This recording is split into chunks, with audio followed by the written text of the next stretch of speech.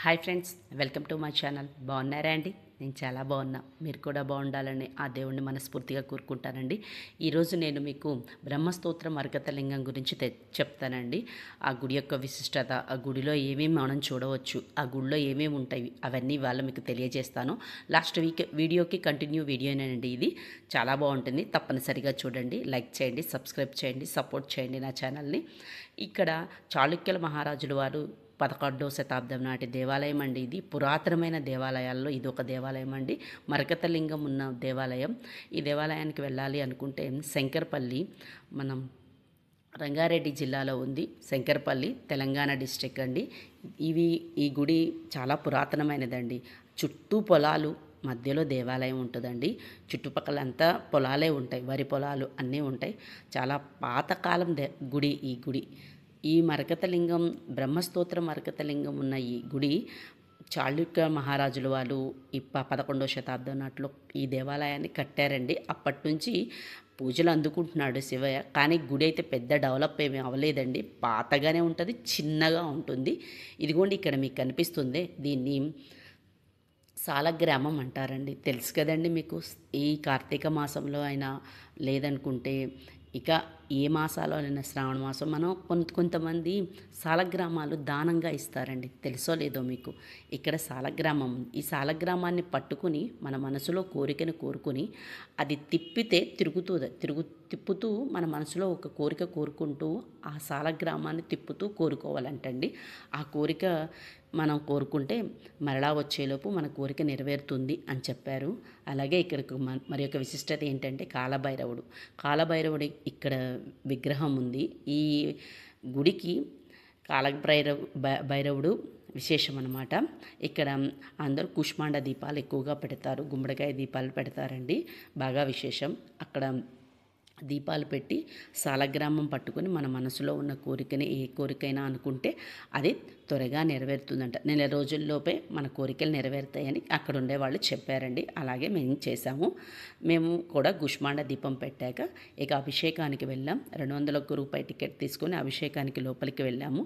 లోపల మనకి మరకతలింగం అంటే బ్రహ్మస్తోత్ర మరకతలింగం. మరకతలింగం అంటే ఆ మామూలుగా మనం బయట కనిపించే శివుడి విగ్రహాలు, మామూలుగా లింగాలన్నీ మనకి వివిధ రంగుల్లో కనిపిస్తాయి. ఇక్కడ పచ్చ రంగులో ఉంటాడు దేవుడు. అలాగే బ్రహ్మస్తోత్రం అంటే ఒక గీత గీయబడి ఉంటాయి. అంటే ఒక శివలింగం షేప్లో ఒక గీత గీయబడి ఉంటుంది. అదే విశేషం అనమాట. ఇక్కడ నవగ్రహాలు కూడా ఉన్నాయండి. నవగ్రహాలకు కూడా పూజ చేయించుకునే వాళ్ళు ఇక్కడ పూజలు చేయించుకుంటున్నారు. అలాగే మీరు చుట్టూ చాలా చిన్నదండి అసలుకి. గుడి అయితే పెద్ద గుడేం కాదు, విశేషంగా పెద్ద ఏమీ లేదు, బిల్డింగ్ ఏం కాదు, చిన్న గుడి. ఎప్పుడో పురాతనమైన గుళ్ళకి ఇంకా చాలా వరకు ఆదరణ తగ్గి ఉందండి. చాలా డెవలప్ చేయాలి. ఇది మనం పురాతనమైనవి గుళ్ళే చాలా పవిత్రమైనవి, చాలా విశేషమైనవి కూడా తెలుసా. ఈ గుళ్ళో విశేషం ఏంటంటే మనకి ఇదిగోండి, ఇదే మరకతలింగం. ఈ మరకతలింగాన్నే పూజ చేస్తున్నారు. అభిషేకాలు చేయించుకున్నాం మేము, అభిషేకాలు చేస్తున్నారు. ఎదురు అమ్మవారు విగ్రహం ఉంది. ఆ విగ్రహం ముందే అదిగో శివలింగాన్ని పెట్టున్నారు. కనిపిస్తుందా అండి? ఇది పచ్చ రంగులో ఉంటుంది శివలింగం అయితే. మరి మీకు ఏ రంగులో కనిపిస్తుందో, లైటింగ్ వెలుతురికి ఫోకస్కి కరెక్ట్గా కనిపించలేదేమో. పచ్చ రంగులో ఉందండి విగ్రహం అయితే. అంటే లోపల లైట్ వేశారు. లోపల కదండి, ఇప్పటి వరకు అభిషేకాలు జరుగుతూ ఉన్నాయి. ఇదిగో అయిపోయింది. ఇక్కడ గీత లోపల కనిపిస్తుందా మీకు? ఒక గీతలాగా కనిపిస్తుంది, ఒక శివలింగం షేపులో ఉంటుంది. దాన్నే బ్రహ్మస్తోత్రం అంటారు. అలా గీయబడి ఉంటే దాన్ని బ్రహ్మస్తోత్రం, మరకతలింగాలు అంటారండి. అదే విశేషం. అలాంటి ఉన్న దేవాలయంలో మనం ఏదైనా ఒక పుణ్యకారం చేస్తే 1000 రెట్ల పుణ్యఫలం మనకు కలుగుతుంది. అంటే ఒక 100 రూపాయలు దానం చేస్తాం అనుకో, 1000 రూపాయలు దానం చేసినంత పుణ్యఫలం మనకు కలుగుతుంది అనమాట. అట్లాంటి విశేషమైన బ్రహ్మస్తోత్రం ఉన్న దేవాలయాలకు వెళ్ళండి, చాలా మంచిదనమాట. ఇవి పురాతనమైన దేవాలయాలు. మనకు చాగంటి గురువు గారు వాళ్ళకు చెప్తుంటూ ఉంటారు. ఇలాంటి గుళ్ళకి వెళ్ళినప్పుడు విశేషంగా మీరు 100 రూపాయలు ఇచ్చే దగ్గర 1000 రూపాయలు ఇవ్వండి, మీకు రెట్టింపు పుణ్యఫలం కలుగుతుంది, రెట్టింపు ఆశీర్వాదం వస్తుంది అని కూడా చెప్తారండి. అది నేను కూడా విన్నాను. అలాగే ఇక్కడ మేము కూడా వచ్చాము. ఈ దేవాలయం మొత్తం చూసాము. చాలా బాగుందండి. ఇక్కడ భోజనాలు కూడా పెడతారంటండి. ఇవి ఇక్కడ భూష్మాండ దీపాలు అష్టమి రోజు, అలాగే ఆదివారం రోజు, పౌర్ణమి రోజుల్లో పెడతారంటండి. ఇక్కడ అందరూ వచ్చిన వాళ్ళంతా తప్పనిసరిగా ఇక్కడ వచ్చిన వాళ్ళంతా భూష్మాండ దీపాలు పెడుతున్నారు. అలాగే సాలగ్రామం పట్టుకుని తిప్పుతూ వాళ్ళ కోరికనైతే కోరుకుంటున్నారు.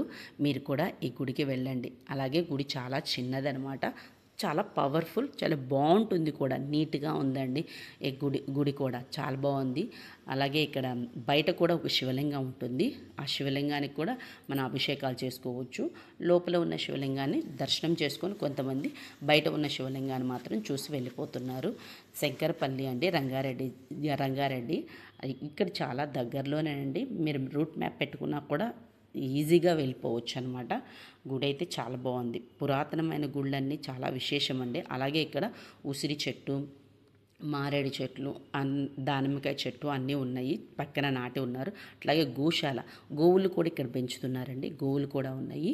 బాగుంది గుడి అయితే, చాలా మంచిగా అనిపించింది. కొంతమంది ఆడవాళ్ళంతా కూర్చొని లలిత సహస్రనామాలు సామూహికంగా 4 కూర్చొని చదువుతున్నారండి. మేము కార్తీక మాసంలో వెళ్ళాము. వాళ్ళంతా చదువుతున్నారు. అదే ఈ గుడి యొక్క బయట భాగం అనమాట.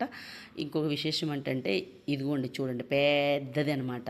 మన విభూది గడ్డ ఎంత పెద్దగా ఉందో అండి, భలే బాగుంది. ఇంత పెద్ద గడ్డ నేను ఎప్పుడూ చూడలేదు. ఇది భలే బాగుందని మేము చూసాము. మా పిల్లలు అదంతా రాసుకుంటున్నారు ముఖానికి, ఒంటికి. చాలా పెద్దదండి, బాగుంది. నాకు అన్నిటికన్నా ఈ గుడిలో బాగా నచ్చింది ఏంటంటే ఈ సాలగ్రామాన్ని గురించి ఇలా పట్టుకుని మన మనసులో కోరిక కోరుకుంటూ తిప్పుతూ ఉంటే ఏదో తెలియని అనుభూతి అనిపించింది. నాకు చాలా బాగా అనిపించింది. అలాగే భూష్మాండ దీపాన్ని కూడా మేము వెలిగించామండి. దాన్ని తెలిసిందే కదండి, ఉప్పు వేసి భూష్మాండం లోపల ఉన్నదంతా శుభ్రం చేసేసి దానిలో దీపారాధన చేసామన్నమాట. నువ్వులు పైన చల్లాం. ఇదిగోండి మా పాప కూడా కోరుకోమని చెప్పి అది ఎలా తిప్పాలో అమ్మాయి చూపించింది కదండి. అలా తిప్పుతూ మనసులో కోరిక ప్రతి ఒక్కళ్ళు అక్కడికి వచ్చిన వాళ్ళంతా కోరుకుంటున్నారు. కార్తీక మాసం కాబట్టి ఇక్కడ వాళ్ళంతా ఉసిరి చెట్టుకి ఉసిరి దీపాలు అక్కడ ఉన్న వాళ్ళంతా వచ్చిన వాళ్ళంతా దీపారాధన చేస్తున్నారు. చాలామంది వచ్చారండి గుడికి అయితే. స్వాములు, మామూలు వాళ్ళు అందరూ వచ్చారు. చాలా బాగా మహిమగల గుడి అంటండి. అక్కడ ఉన్న వాళ్ళంతా కనుక్కున్నాను, వాళ్ళు చెప్పారు నాకు. అలాగే ఇక్కడ లోపలికి వెళ్ళేటప్పుడు వస్త్రధారణ, మనం ఎవరైనా ఇక్కడ పురుషులు కానీ స్త్రీలు కానీ లోపలికి వెళ్ళేటప్పుడు తప్పనిసరిగా మంచి వస్త్రధారణ, జడ వేసుకొని తప్పనిసరి